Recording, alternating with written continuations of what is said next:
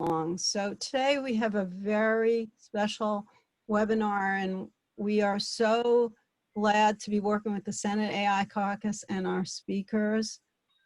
So I'd like to welcome everybody and thank our sponsors today, which include several institutes at GW, the World Wide Web Foundation, and the Senate AI Caucus. Shouldn't say sponsors, our partners for this event. And I would now like to introduce and tell him to put on his mic. Unmute, please, Sam. Our moderator, Sam Mulopulos, who is on the staff of Senator Rob Portman of Ohio, and he's going to introduce our speakers. Great. Well, thank you, Susan, for setting this up and making it happen, and the Digital Trade and Data Governance Hub, and very excited to moderate this panel. And we've got three very illustrious people. Ed is from the University of Washington, John is from Stanford, and Lynne is from the Office of Science and Technology Policy in the White House. And the broad topic today is competitiveness in AI. What can the U.S. government be doing? Senator Portman has taken a particular interest in this topic when he started with Senator Heinrich, the AI caucus, and we've worked on a number of pieces of legislation related to that. And so I'm very excited to hear from our speakers about what their ideas are, what we can be doing, perhaps what we should not be doing. And I think this will be a very productive discussion. So I guess, Lynne, we'll start with you.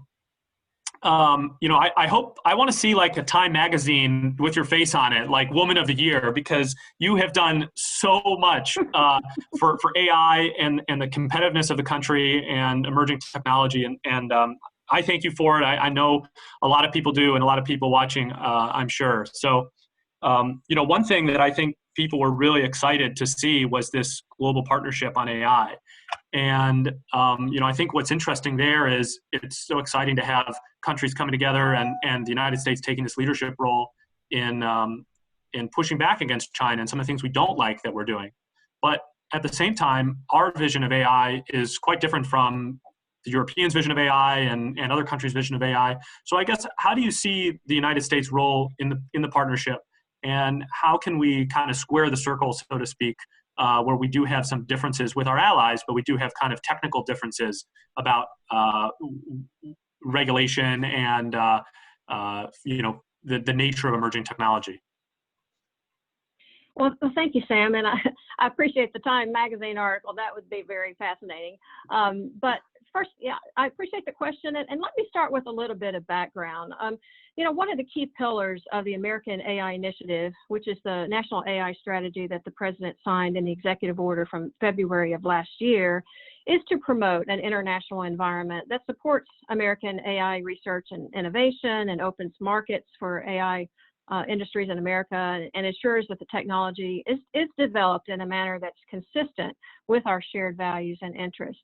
So consistent with that strategy, in May of this year, the White House hosted the G7 Science and Technology Ministerial meeting, and as an outcome of that, the G7 nations agreed to launch this global partnership on AI, or GPAY. So that declaration, that statement that talks about that, is posted on the State Department's website for the folks that are interested in more information. And then, of course, the GPAY was formally launched in June as an initiative within the OECD. So as you acknowledge, certainly by joining GPAY, the United States and the democratic nations are coming together to advance AI innovation underpinned by our shared values of respect for privacy and civil liberties and human rights. And certainly, as you say, none of the partner nations wants to see a world in which AI is used to surveil and oppress people, as is happening in authoritarian nations. So US CTO Michael Kratsios published an op-ed in the Wall Street Journal in May that really goes into more details on that point and makes a great case, I think, for why like-minded nations should come together to ensure that AI is developed in a way that protects our rights and freedoms. Now, to your specific question about how GPAY will reconcile these different views toward AI, certainly as it applies to regulation and innovation and so forth, I think it's important to understand what the role is of GPAY and how it complements other activities, such as at the OECD.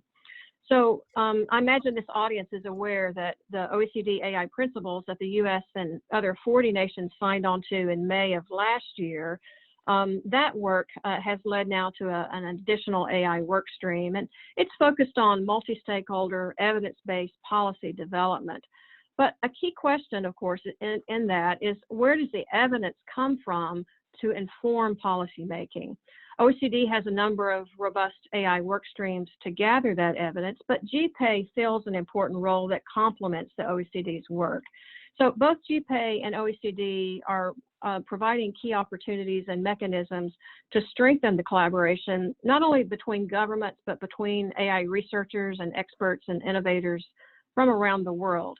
And GPay in particular is focused on building bridges between theory and practice and lending support to cutting-edge research and practical implementation activities that are associated with the AI priorities. So GPay AI experts from industry, civil society, and academia are now meeting on a regular basis to address the state of the art that can inform priority areas of AI. So while different nations may have different views on their own national AI innovation and regulation, it's not the role, though, of GPay to decide on any sort of uniform AI policies. Instead, what they're doing is providing these R&D assessments. And so nations then can use these R&D assessments from GPay to inform and tailor their own AI approaches that are consistent with their own national priorities and perspectives. So, no question about it, the U.S. and our allies remain united by a desire to drive technology leadership and protect rights and freedoms, but the way we implement that in our own nations may be a little bit different, but that's okay. We're still working together with overarching common values. Absolutely, that's really fascinating. You mentioned, our R&D. You mentioned the role of R&D, and then also how we want to be able to implement that in the United States, and we have a particular set of values that we want to emphasize. So along the lines of that, we've seen what the NSF has done, and recently, and I think this is so exciting. Really, the rubber is meeting the road on all this stuff. So. I guess maybe you could talk a little bit about what we're doing with respect to R&D, particularly in the context of this recent NSF announcement. Yeah, of course. So certainly the United States is clearly the world leader in AI research and development. And the administration has taken a lot of steps to ensure that we remain the leader in research and development.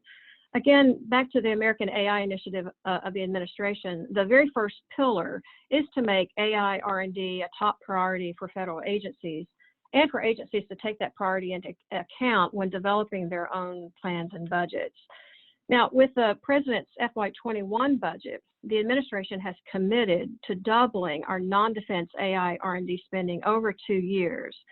Now, just recently in August, we released the second ever detailed roll-up of our AI R&D investments and announced the White House's proposal to invest $1.5 billion in non-defense AI R&D next year.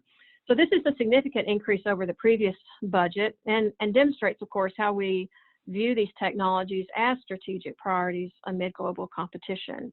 So notable FY 2021 increases include big AI increases at NSF, as well as at NIST and USDA. Now, one of the important types of investments for AI, of course, is centers and institutes. Through the NSTC Select Committee on AI, we in the administration have been talking with the federal R&D agencies about the importance of AI R&D centers and institutes for at least 2 years. Of course, it takes time to get the funding and get all the plans in place to launch those centers. But with the administration's commitment to doubling the AI budgets, these ideas are now coming to fruition. So with this additional funding that's now available, the leadership at NSF has really stepped up and put forth terrific plans in motion to launch those institutes. So together with USDA, NIFA, $140 million over 5 years has now been announced as going to 7 AI institutes across the United States. And then NSF has also announced a solicitation for 8 additional AI institutes for this next year, with an additional $160 million investments. And those investments include partnerships with other federal agencies and the private sector. Now, these institute scale, center scale activities are important for research and development because they enable multidisciplinary, multi-stakeholder teams to focus on these larger scale, longer time horizon challenges. And they can do this research in both foundational areas as well as use-inspired research. They can also focus on the development of the future AI workforce and look at some of society's grand challenges. So the NSF AI Research Institutes also very much include this strong emphasis on training, education, and outreach to help Americans of all backgrounds and ages and skill levels to participate in the 21st century economy. And I'll also just briefly mention that in addition to the AI Institutes, at the same time we made that announcement, DOE also was announcing $625 million for 5 new quantum centers. So as you know, the administration has been prioritizing not only AI, but quantum R&D, quantum information science R&D. And then the private sector has also pitched in an additional $300 million for these institutes. So collectively, this announcement that we made recently is an announcement of over $1 billion to establish these new AI and quantum institutes. And that will play a significant role in ensuring that the United States continues to remain a leader in AI and quantum R&D. That is so exciting, and I'm glad you mentioned the quantum piece too, because even though we are the AI Caucus, we do care about these other things as well. So since we're talking about universities, I guess I'll go to John here, you know, you guys recently started the Human Centered AI Institute at Stanford, and so maybe you could just speak to the role of universities here and you know, why universities are kind of the front lines of American innovation in so many ways. Yeah, Sam, thanks for that question. That's actually something that is obviously close to my heart. I frequently speak to policymakers and higher education leaders from all over the world who want to know what America's secret sauce has been in building the higher education system that we have. And it really is the envy of the world for many reasons. On Monday, in fact, I'm speaking to a group from a former Soviet republic who wants to know what they should do to build the strongest higher education system they can. So there are many pieces, and let me just focus on a couple that are most relevant to today's topic. The first is our production of students, who are really the driving force for innovation in industry. And here I want to say two things. One is that we need to produce far more people trained in AI and the technologies surrounding AI. And we need to train them not just on the coasts, but we need to train them across the country. We need every state to be producing more graduates who are skilled at using AI and using these techniques. The second thing is that we have to ensure a robust immigration system to maintain the flow of the smartest people into the country from around the world who study at our universities and ultimately often stay here in the United States and help our industry thrive. We're fortunate to be a country that attracts the most intelligent people around the globe, and often when they arrive, they pick up America's entrepreneurial spirit and they help to spur innovative breakthroughs. So that's one thing, is production of students. The second is the role that universities play in America's remarkable research and innovation engine. And here I have to point to Vannevar Bush, who was the first presidential science advisor, a predecessor of Lynne's. And what Vannevar Bush did, he had a plan to build a tripartite research partnership between the federal government, universities, and industry. The federal government provides funding for advanced research and facilities for large-scale science. Universities push forward the most advanced and speculative research while producing graduates that go into industry. And then industry advances that research in ways that ultimately yield innovative products that benefit the economy. Now, for this model to maintain its success, there are a couple of things that we must look to the US government to provide. The first, I think, is just some increased funding for basic science research and development. And Lynne has Lynne has already talked a bit about that. The funding levels have steadily decreased since their highs in the 1960s, and a greater investment in university R&D, particularly in areas like AI, quantum computing, cybersecurity, will help to ensure the next generation of breakthroughs. And Lynne, thank you for your work on that front. The second is research infrastructure. So historically, in areas of science where the necessary facilities become impossible for any single researcher or single university to provide, the federal government has stepped in to provide those facilities. High energy physics and X-ray science are obvious examples where federal facilities have been essential to continue scientific advances in the country.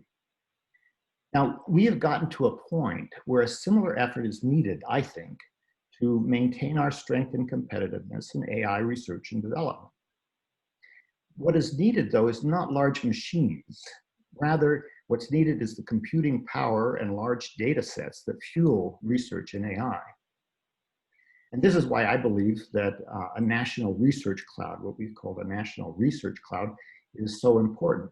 A cloud would provide AI researchers at universities and other nonprofits with the needed compute power and government data sets that are currently growing further and further out of reach for academia.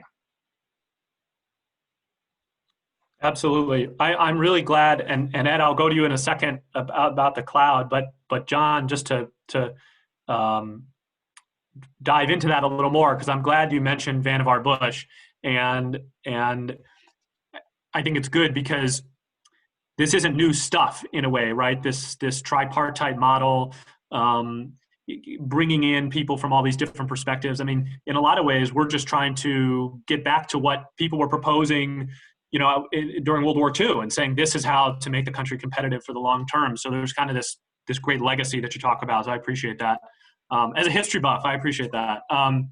But I guess maybe to talk a little bit more about the cloud, and obviously Stanford has been such an initiator and the tip of the spear in a lot of ways on this effort. How do you see, maybe talk a little more specifically about how you see universities using the cloud? Certainly more than just universities would be able to use a resource like this. But what are some of the applications that you think universities would get a lot of value out of? Yeah. So let me first hit on the importance of such a facility or an infrastructure, I should say. In order for universities to play their traditional role in advancing their leg of the stool, so to speak, to advance AI research, we need to democratize access to compute power and data, both for research purposes and for teaching. And when I say democratize, I really do mean provide access to that across the country. We need to make it available to universities in every state in the country, and I think that's why the Research Cloud has generated so much support from universities like Stanford, University of Washington, Ohio State, Carnegie Mellon, just to name a few, but also from nonprofit research labs like the Allen Institute for AI and OpenAI, and also from industry, from startups all the way to companies like Amazon, Microsoft, and IBM. Now, I think that in the ways that it will be used are manyfold. On the one hand, it will provide support for the most advanced research in AI, which has become prohibitively costly because of the cost of compute. It will provide support for that for researchers across the country. It will also provide educational support. So I envision it on the education side, working much like, say, NIH training grants. So an NIH training grant provides a university with a certain number of fellowships, which then the university distributes. I would like to see compute power distributed in the same way, in a decentralized way, so that people, students at universities across the country will have the access to resources they need in order to learn the technology that is going to be so important for our future. Now, I think for exactly that reason, let me emphasize that I think it's important that we have, so this task force that we've called for, I think it's important to have representatives from all three sectors to get this right. We need experts in data science, privacy, cybersecurity at the table. We need stakeholders from academia, from civil society, from industry, to create the roadmap to establish a proper cloud that will help unlock the next generation of innovation in AI.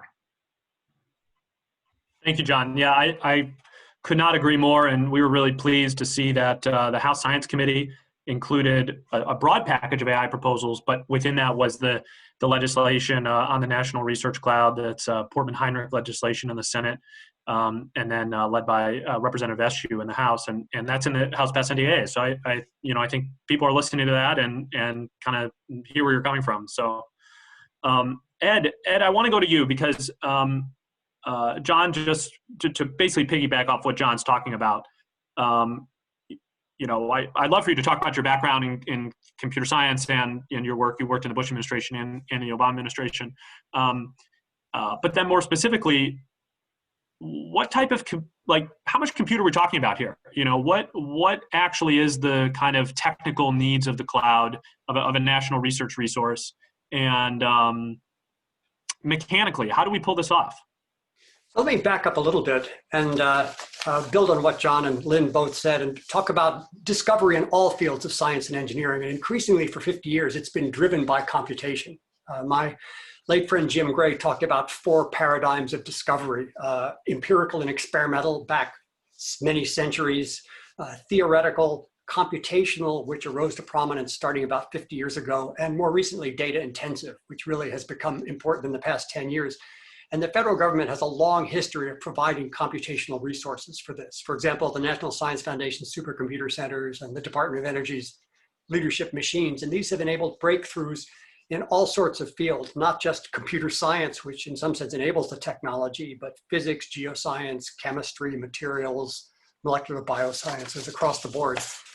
And in recent years, the emergence of this data-intensive paradigm for discovery has caused AI and machine learning to become a cornerstone of discovery in all fields. And that's really important.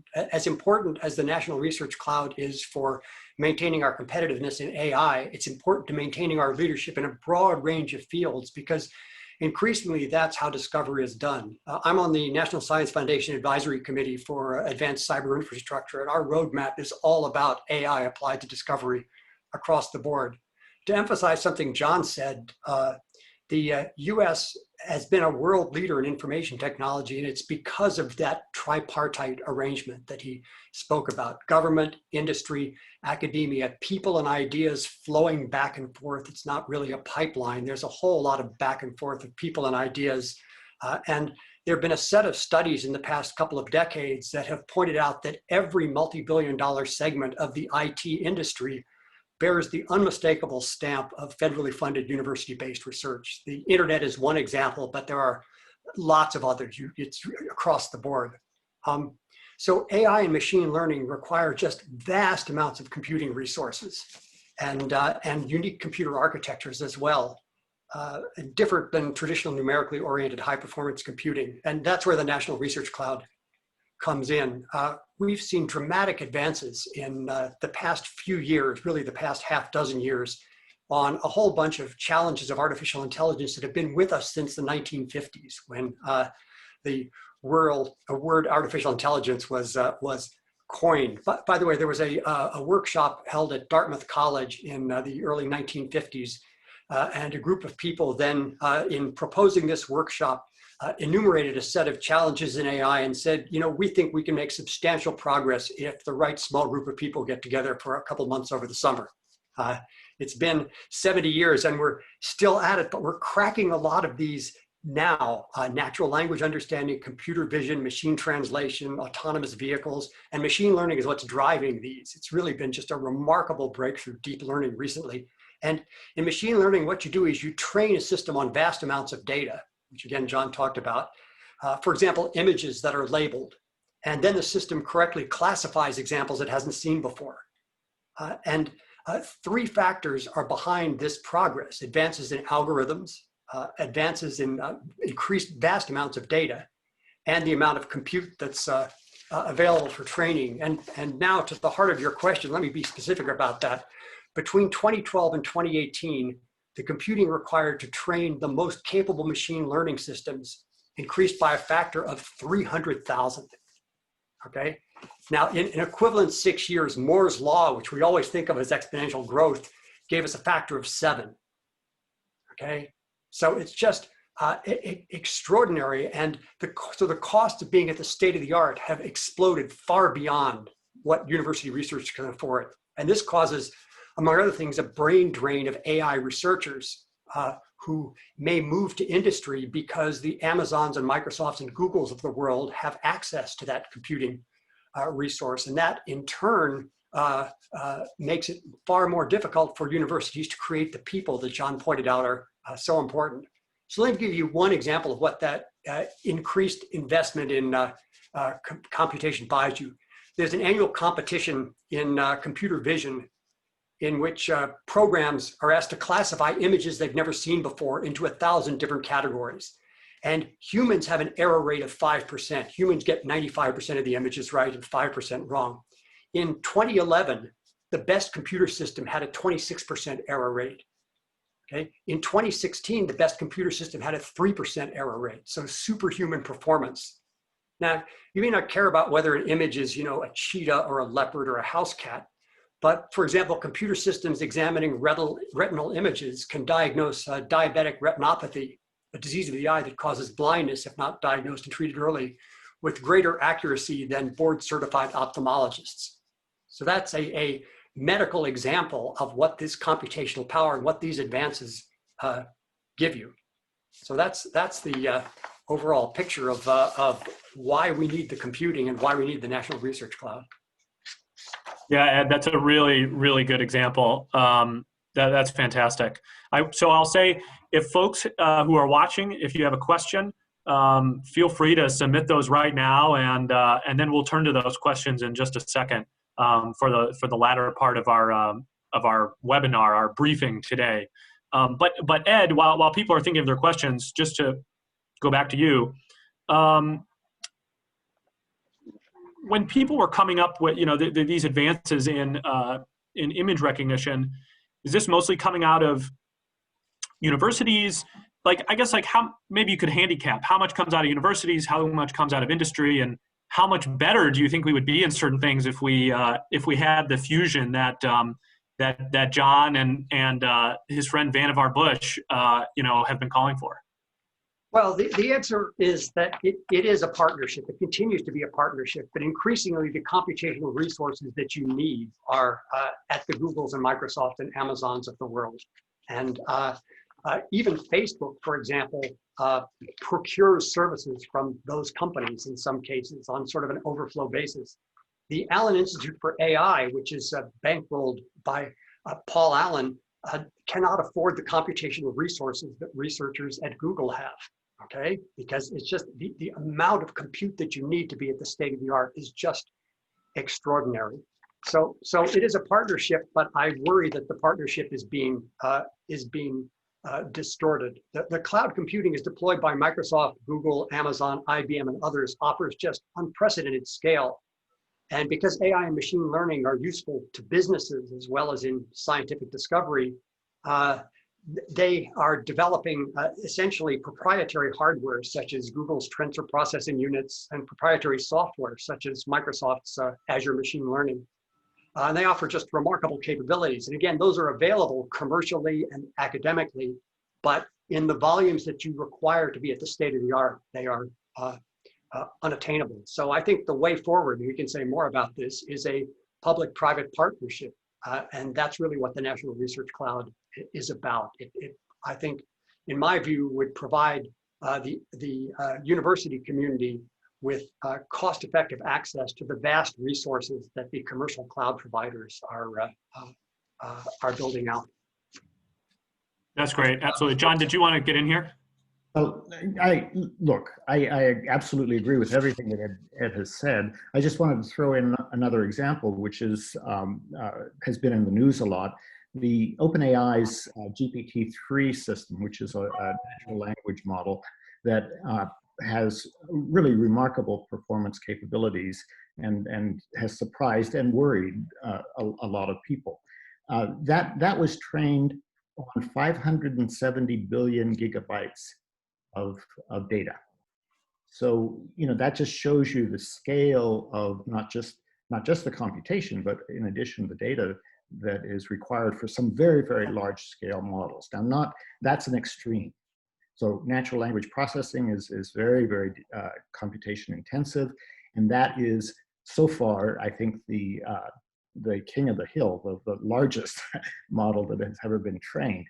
Now, how did OpenAI do that? Well, they did that because Microsoft has invested $1 billion mainly in compute, in-kind compute, to support their efforts. And so that is entirely really piggybacking on Microsoft's ability to muster this large-scale compute capabilities. By the way, to piggyback on that example, Microsoft just yesterday, the day before, was selected by the European Union as one of 3 finalists in an attempt to do real-time translation of debates in the EU Parliament among the, I think, 24 or 26 languages used in the European Union. So in real time, what the system does is listen in one language, produce a transcript, translate that transcript to another language with extraordinary accuracy based on exactly the advances John is talking about. Yeah, no, I had not heard about that. That's really exciting. That's really incredible. We do have one question here. And this is for all 3 of you or anyone who wants to jump in. What role does good data governance for public, personal, and proprietary data play in AI competitiveness?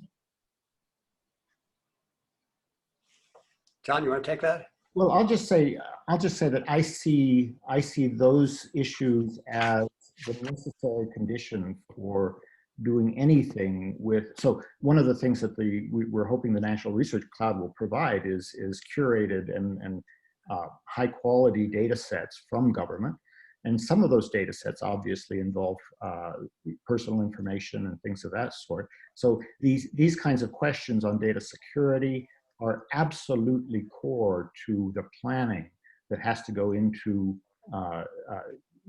a recommendation about how to go about building the National Research Cloud. And that's why we need security experts, privacy experts, helping with that process. So I think those issues are absolutely a prerequisite to doing work with much of our data.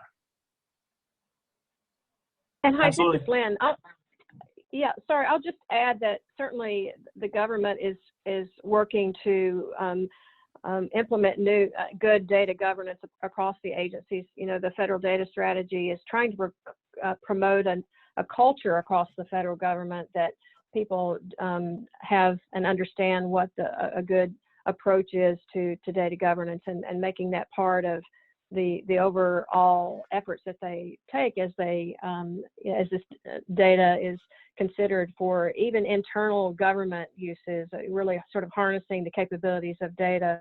It's not an easy thing to do, of course, but certainly there are a lot of efforts underway to try to identify at the federal level what does good data governance even mean, and then how can federal agencies implement that good data governance so that it can eventually not only benefit the government itself as it provides services to the people of the nation, but also as it becomes available for things like AI, R&D, and testing. Yeah, certainly Lynne, I'm glad you mentioned that. And what is it, the Open Government Data Act that got signed into law maybe a year and a half ago at this point. You know, we were very excited to see that move. That was a legislation from Senator Schatz. So shout out to them, and yeah, thank you for the stuff you're doing on that front. It's very, very appreciated and very exciting. Susan, I think you said there were some questions, other questions that had come in. Yeah, just to follow up on that question, do you think data governance for AI is normative? Like, obviously the Chinese approach, as everyone's pointed out, is quite different in terms of the role of government. What can the United States do to promote this vision of good data governance for AI?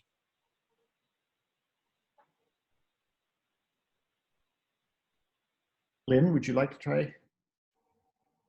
Well, I mean, certainly, as I mentioned, there are a number of efforts that are already underway and have been underway for a while in terms of trying to make sure that certainly at the federal level, if we're talking about making government data more available, that those efforts take place. As was mentioned, sometimes this data cannot be easily released for a variety of reasons, and it could have some private data associated with it, or it could have some security challenges and whatnot. And so, there are all of those kinds of issues that have to be considered, and ways that maybe you can ensure that when you release data sets, you're not going to, by some combination of multiple data sets, make available some information that should have remained private. So there are a lot of those kinds of challenges around data. I will say that I think fundamentally a question at the federal level, again, if we're talking about how do we make data from government sources more available, there are a lot of sort of regulatory and policy challenges that keep that from happening. So in some sense, there are regulatory reasons and policy reasons that even prevent us from getting to the point where we can think about good data governance for the purposes of releasing the data, say for AI, R&D, and testing.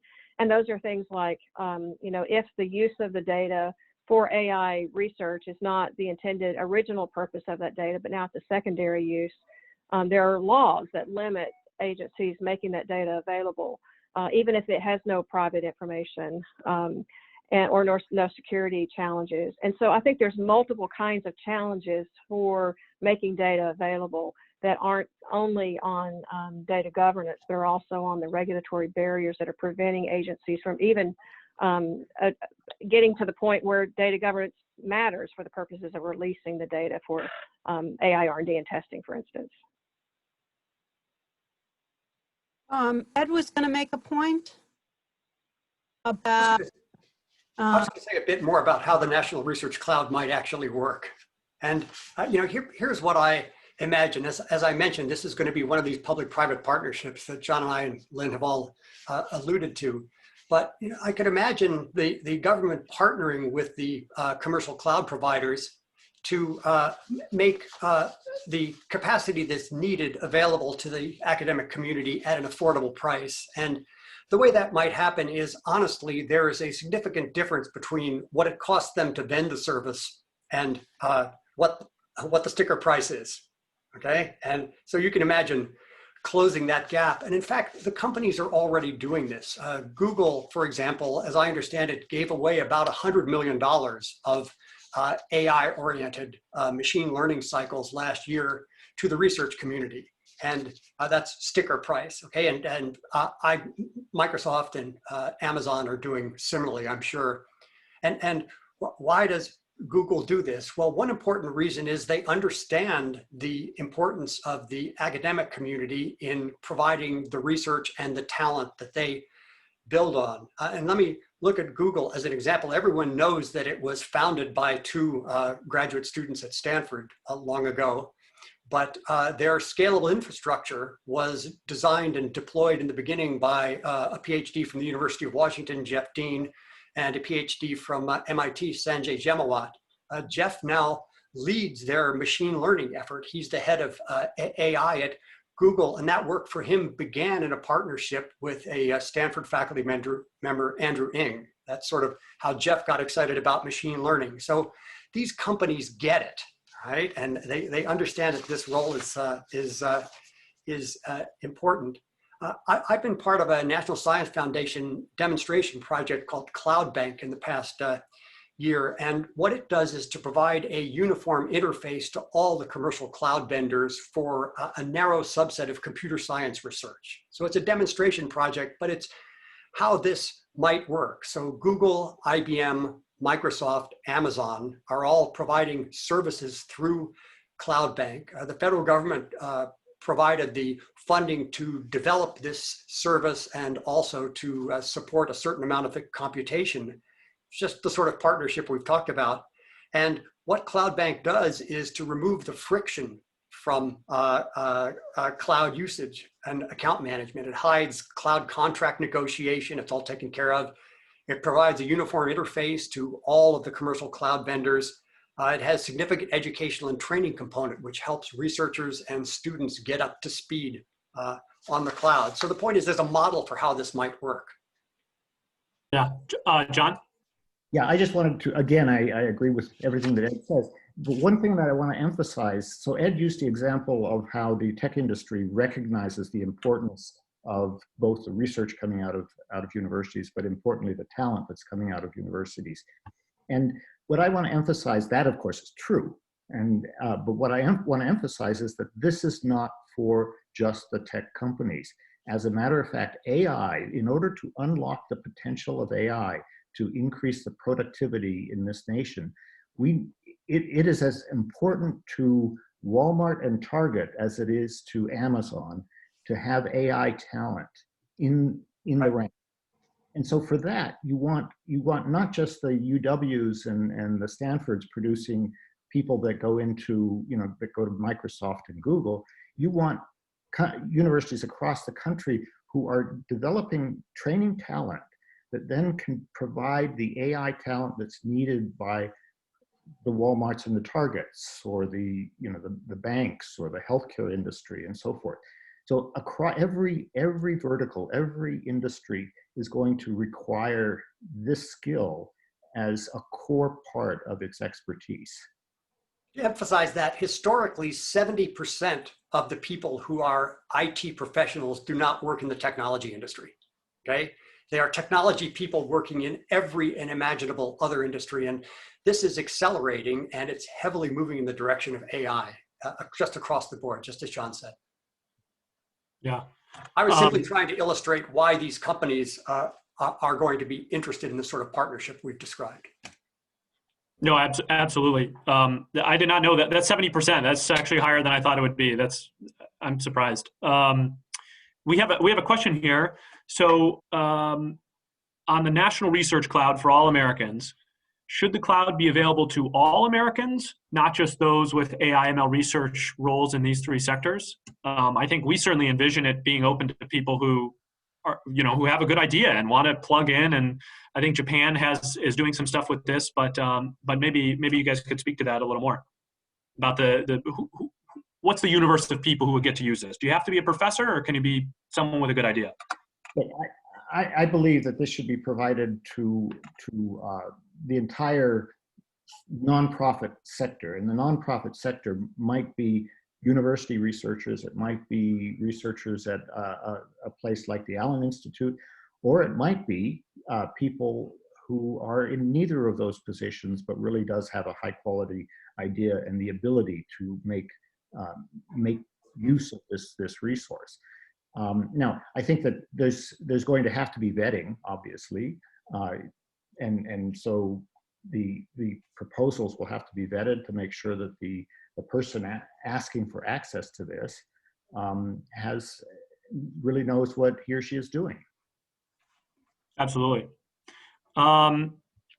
Let's see, another question here. This one, Ed, you might want to answer this about data security in the context of the cloud. And so who will ensure that the AI technology development in the research cloud is done in a responsible manner? I know this is something that this is why we've proposed this tripartite working group to the task force to actually figure out questions exactly like this. But maybe you have some initial thoughts on how can we can have kind of the proper safeguards for cybersecurity and for other things, transparency, accountability, bias mitigation. There are technological aspects to this. There are also the fundamental aspect of understanding the importance of ethics and privacy in computing. And I think that's an area where computer science programs have been laggards, but are rapidly catching up, okay? That is, ethics and privacy is a part of everyone's curriculum these days, and it was not that not so many years ago. I think, honestly, civil engineers have understood for a long time that if you take shortcuts in building a bridge, there's going to be a severe price to pay. And computer scientists have been slower to figure this out. So I think I would say that from an educational point of view, we are producing now generations of students and practitioners who understand the importance of this and understand that every technology has positive applications and potentially negative applications, and one needs to be careful in designing technology to focus on the positive aspects. John, you want to contribute, I think. Oh, sorry, I didn't want to interrupt you though, Ed. Go ahead. So I wanted to mention, Ed, I'm sounding like a broken record, but Ed is right there. But I want to mention another interesting thing that we're trying to do with the Institute for Human-Centered AI. We've instituted a panel that we call an ethics review board, modeled on the IRB system, that looks at every single research project that is proposed for one of our internal grants, to examine the ethical implications of the research. Now that could be because of violations of privacy or something of that sort, but it can also be downstream potential problems ethically in the outcome of the research. And so that ERB, the Ethical Review Board, can talk to the PIs and say, look, you need to think about this, that, and the other. Maybe you should add an expert in ethics that will work alongside you as you develop this system. So you could imagine, I mean, this is not part of anything that we've thought of before, but you could imagine some kind of review of that sort being put in place for use of large-scale projects on the NRC, the National Research Cloud. And this, by the way, is why HAI at Stanford is so important. I think Fei Liu, who's John's partner in this, has been a top machine learning researcher and computer vision researcher for many years. In fact, she created, one of her big achievements is creating the ImageNet database, which this test I described is run against. But I think she realized some years ago that the human and societal and social science sides needed to be wedded to artificial intelligence moving forward. And that's, among other things, what Human-Centered AI Institute at Stanford is about. Thank you, Ed. I wish we had it. We have a ton of questions on the cloud, but I also want to be able to go to people who don't have questions specific to the cloud and how it might work. And here's one for the three of you. How do democratic societies compete with authoritarian governments that have fewer restrictions on the collection, storage, and analysis of data? Will our values regarding data governance put us at a disadvantage? So let me give I don't tend to think so, but I'm not a panelist. Well, let me give you a slightly different example by analogy. If you think about autonomous vehicles, for example, okay, in the United States, I think we're in a situation where any fatality caused by an autonomous vehicle is one too many fatalities, okay? You can imagine nations where that is not the case, right? Where life is not considered as precious as it is in the North American countries and the European countries. And you can imagine that those nations are going to have an advantage in deploying autonomous vehicle technology because they're going to conduct experiments that are too costly for us to conduct in our society. And I certainly adhere to our society's approach to this, but it's just worth realizing that people who don't have the principles that we do may in some situations have a competitive advantage. And I think we have to accept that because our principles are important to us and just have to work twice as hard. If I could jump in here as well, you know, I think just as was pointed out earlier, we also talk a lot about the innovation ecosystem of the United States, and what makes it unique is the fact that you know, you have these partnerships between academia and the private sector and the federal government, of course. But we also talk about, in the context of that unique ecosystem, and the fact that that has clearly served to drive innovation in this nation beyond any that any other nation has been able to match, as it's specifically related to AI and was previously noted, the reason why AI is doing so well now is that combination of advances in having lots and lots of data, but also lots and lots of compute and the algorithms. And the algorithms, in my mind, are about the innovation. And so it's, yes, you may, if you're an authoritarian country that's just scooping up all the data in the world and scooping it and stealing it and whatnot, then that does give you an advantage in the data. But I still believe that the overall innovation ecosystem of the U.S., which is building those new ideas and the new algorithms, will always help in advancing these areas. And what's being discussed here in terms of making compute more available also then helps counterbalance the fact that we're not scooping up all the data in the world because we respect people's privacy and so forth. And so I think you have to look at it as a whole and not just focus on the data, but focus on how we innovate in this country and good efforts to try to make computing access more democratized so that people that have the good ideas have the ability to test them out and see if they really pan out. So I think that overall picture is really important for really considering competitiveness. So I would like to emphasize that innovation in all fields is a global business. And all of us have global knowledge networks. Companies do, most companies are multinational and these days, leadership companies. And leading universities are global as well. You see this in nuclear physics, for example, where CERN, the European facility, is used by scientists around the globe. And the same is increasingly true in computer science. It's very important not to underestimate the progress that the Chinese are making in artificial intelligence, for example. Their rate of innovation is increasing rapidly. And to me, that simply accentuates the need for the sort of thing we're talking about today. The increased investments in AI research that Lynne and Michael and the administration have triggered in recent years, the increased investment in quantum research and the National Research Cloud. We need these in order to retain our leadership. But it's not going to be by isolating ourselves. It's going to be by working with partners and by continuing the approaches that have made us successful in the past. Let me say two things. One is that, and here again, I think it's repeating some things that have been said. I don't think AI capabilities are a zero-sum game. So I don't think it's, if we are at the top, then some other country can't be, or if they're at the top, we can't be. I think it's a matter of building a workforce skill level, and maintaining our advanced research as well. So that's one point.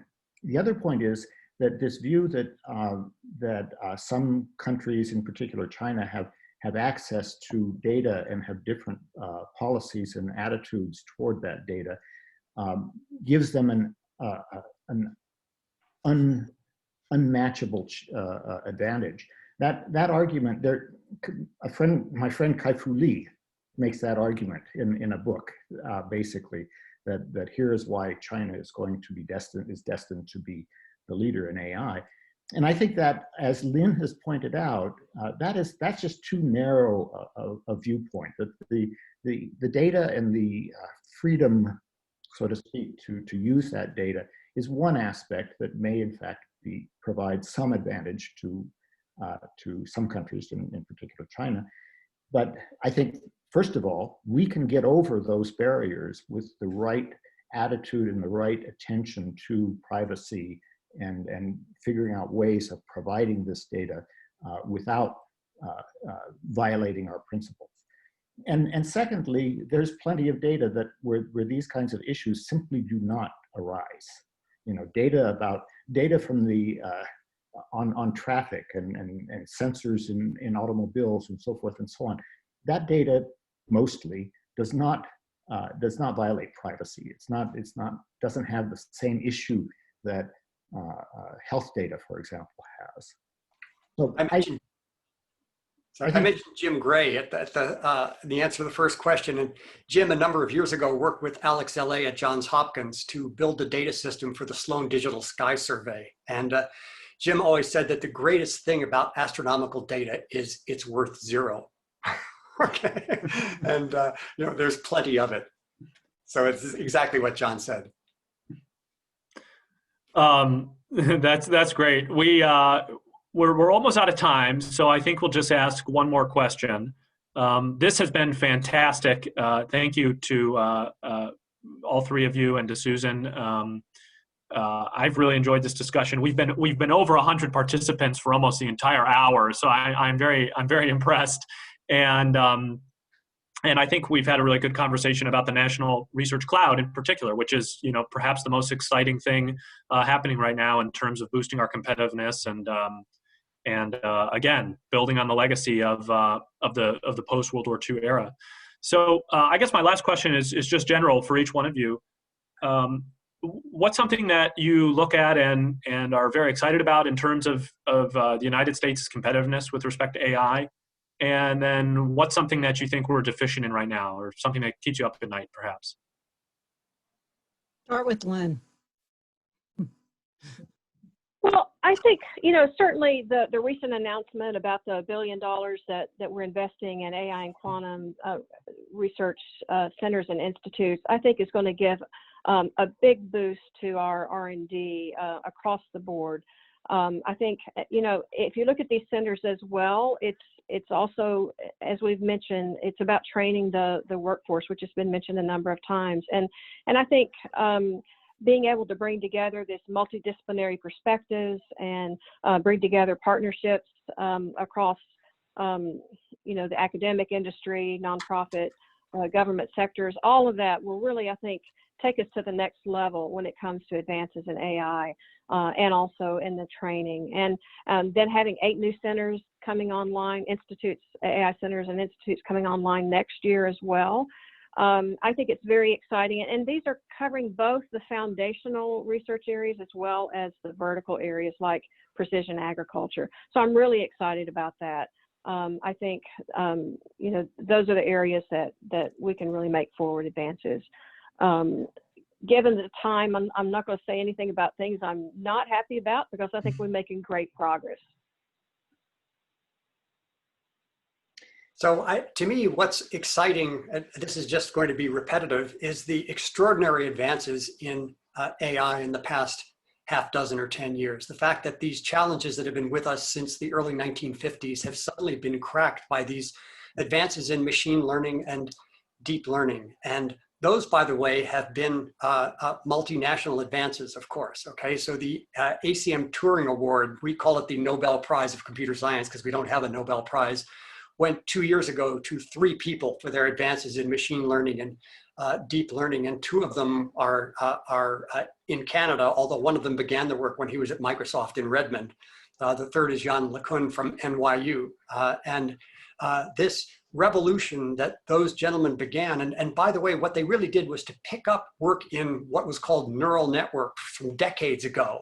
And it had lain fallow because we didn't have the computing resources to make it practical, to make it real. They picked it up again, and it's really changed the world in remarkable ways. And the thing I worry about is this not just potential, but actual brain drain from academia to industry in AI areas. And that not only reduces universities' capacity to innovate, but much more severely, it reduces universities' capacity to produce the next generation of innovators and the next generation of practitioners. And that's of critical importance. And I want to emphasize that people are making this move not to line their pockets, but rather to have access to the vast amounts of data and the vast computing resources and the large engineering staffs that they have available at a Facebook or a Google or a Microsoft or an Amazon or an IBM. And it's really important that we rebalance that, because we need to preserve 3 strong legs of the stool: the government, industry, and academia. Okay, Sam. John? Yeah, so I wish I weren't coming third. I think it's tough going last. I left in there. The things that excited Lynne and Ed are absolutely excite me as well. But let me just speak as an academic. So we are just now beginning the academic year, and I'm seeing the students that are coming in to new students coming into the PhD program in AI, for example. And I am so excited by the talent that we have. And that talent is, about 50% US born and 50% not US born. And it's just very exciting. These are brilliant, brilliant kids.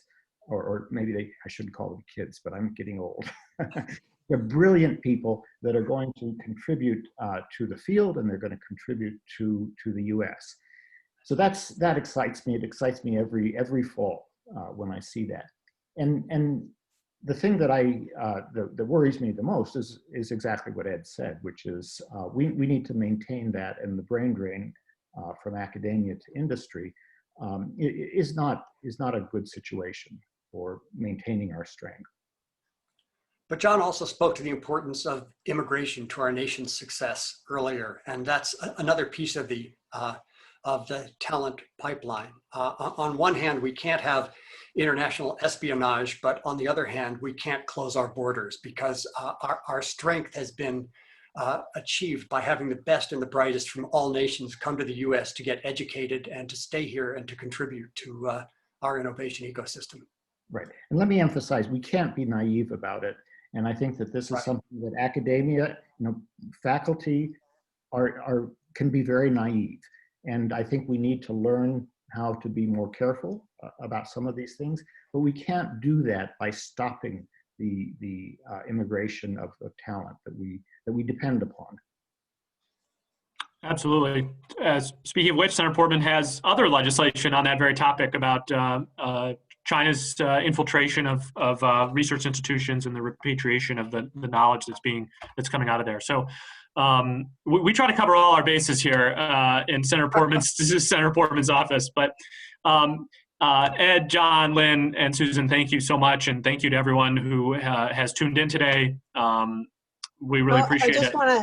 I just want to say also thank you everybody in our audience, and thank you so much our speakers. And we will do an event on data and the brain drain, because I don't know if you've seen the recent reports out of CSET and other think tanks about the importance of immigration, competition in science. And I think open source sort of proves it. If you look at who's commenting on GitHub and other platforms, it's truly international and global. Yeah. Thank you. And so let's talk about that. Okay, so we're very, very grateful. I want to say to our audience, if you have ideas for webinars where we can be helpful to you, since our purpose is to educate, please call on us. If you're interested in digital trade, data-driven services, or data governance, we're here to help. And we are so privileged to have these experts plus Sam. So thank you all for joining us, and we hope to see you again next month. Have a great week, everybody. Thank you all. Au revoir. Bye.